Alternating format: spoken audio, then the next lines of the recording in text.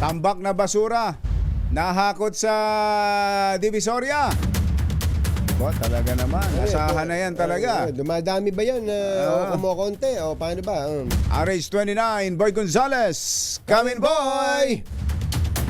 Jerry, Anthony, dumami ang basurang nahakot sa magdamag sa Divisoria Night Market ngayong holiday season. Ayon sa mga tauhan ng Lionel Management Incorporated, simula ng pagpasok ng buwan ng December, inaabot na sila minsan ng alas 6 pasado ng umaga para mahakot ang tambak na basura. Kabilang sa mga basura na inahakot, mga plastic na supot, nabulok na iba't ibang klase ng gulay, plastic. Dami, na ano? iba pa. Grabe, ayan, no? Marami silang Bundok ng basura. Oo, marami silang nagtutulong-tulong, nagwawalis. Bukod sa Lionel Management, katuwang nila yung mga tauhan ng Manila Department of Public Service. At Teka muna, boy. Saan galing yung mga basura niya sa night market? Sa night market? Night market. Hindi ba pwedeng may maging maayos naman sila, yung mga nagma-night market dyan? Parang, na may maayos na basurahan at hindi ganyan, no? Tinan mo, oh. Parang dugyot eh. Oo. Dati, Jerry Anthony, may mga sako-sako, Oo. vendor.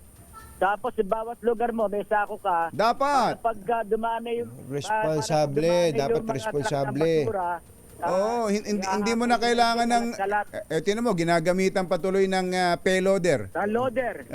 Payloader. Di ba? Para mabilis.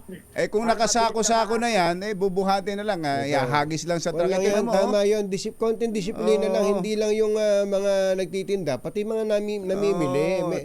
Pero kung meron ko yan, tapat ko, linis ko. Ganun lang, oh. Oo. Lahat dapat, pati yung namimili, yung mga nagtutungo ng Divisoria, mga vendor, dapat talaga yung disiplina. Para pag dumaan na yung truck ng basura, yung sako-sako na lang na ilalagay sa truck ng basura. Sinabi ko ba niya? Oo nga, di ba? Pero ako tingin ko, ang tingin ko dyan, dapat isako na lang yan. Hindi na tayo nakaalis. Anthony Jerry, pagkakalat-kalat talagang lahat siya, winawalis mo mula dyan sa may area ng Dagupang, area ng Abad Santos, diretso hanggang Asuncion. Inahakot nila yan. Pero ngayon, dahil sa dami, dahil holiday season, marami na talagang truck ng basura.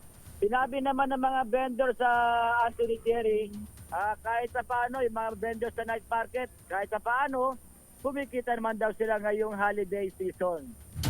Ito si Boy Gonzales para sa DZRH, una sa Pilipinas, una sa Pilipino. Maraming salamat, Boy.